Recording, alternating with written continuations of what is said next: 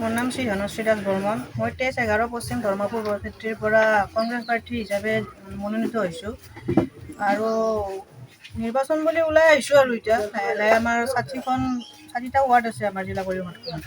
গতিকে ৱাৰ্ডে ৱাৰ্ডে মই লাহে লাহে গৈ আছোঁ, মানুহখিনিক লগ ধৰি আছোঁ।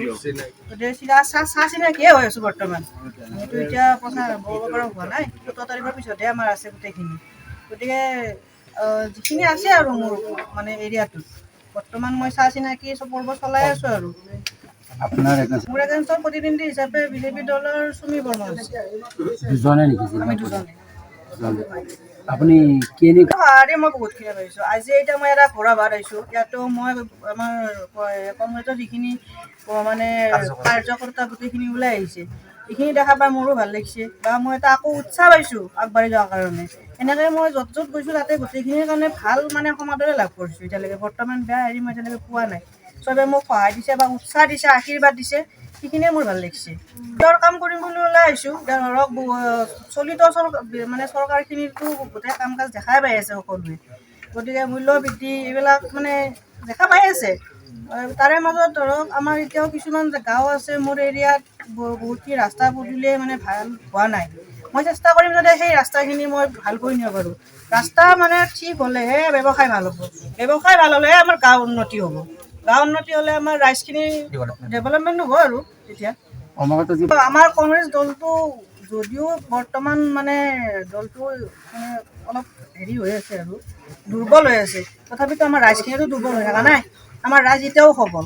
বিজেপি চৰকাৰ যিমানেও পৰা যাওক, আমাৰ আমি যিখিনি কংগ্ৰেছৰ আমাৰ কৰ্মকৰ্তা আছে বা যিখিনি আমাৰ বিধায়ক ছাৰহঁতে মোক যিখিনি মানে সুবিধা দিছে, গাইড দিছে, সেইখিনিৰ পৰাই মই মানে কামখিনি কৰি যাম বুলি মই আগবাঢ়ি ওলাই আহিছোঁ আৰু জনতাই জানে, সেইখিনি জনাৰ্দনে জানে। আৰু মই ভাবা নাই বিজেপিৰ মানে যিমানে জোৰ নিদিয়ক বা যিমানে তাতে মানে প্ৰচাৰ নচলাওক কিয়, আমি কংগ্ৰেছখিনি আগবাঢ়ি যামেই আৰু মই সেইটো দৃঢ় মানে হেৰি কৰি লৈছোঁ আৰু অলপ আগতে কৰোঁৱে। আগতে মই এতিয়া ধৰক প্ৰচাৰ হিচাপত মই এতিয়া ওলাই যোৱা নাই। গতিকে যদি মই নিৰ্বাচনীত জিকি যাওঁ, তাৰ ভিতৰত মই ৰাইজৰ মাজত যাব লাগিব। ৰাইজৰ অসুবিধাখিনি তেতিয়া দেখা পাম মই। সুবিধা গোটেইখিনি জানি লৈ যিমানখিনি পাৰোঁ মই ৰাইজৰ এইখিনি অসুবিধাখিনি দূৰ কৰিবৰ কাৰণে মই চেষ্টা কৰি যাম।